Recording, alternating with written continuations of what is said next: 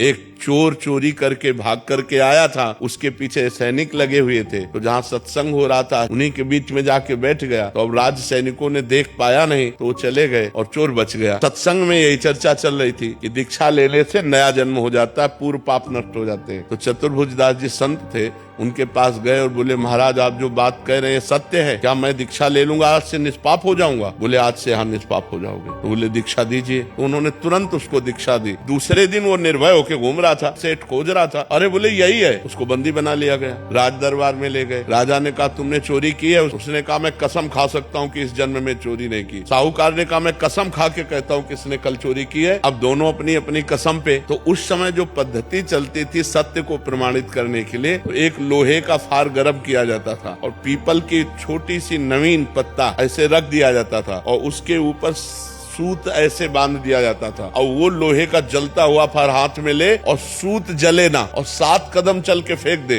वो सत्य माना जाता था। तो ऐसा ही चोर के साथ किया गया। जे ही पूरी पद्धति करके ऐसे फार और 7 कदम चला, फेंक दिया, बिल्कुल सूत ज्यों का त्यों। अब तो राजा ने सेठ को कहा ऐसे फांसी दो। जब उसकी फांसी की बात कहते बोले सरकार नहीं वो भी सही है। बोले कहानी ये है कि हमने कल चोरी की थी लेकिन फिर हमने दीक्षा ले ली, तो दीक्षा से नया जन्म हो जाता है, इसलिए मैंने इस जन्म में चोरी नहीं की। इस बात से वो राजा बड़े प्रभावित हुए।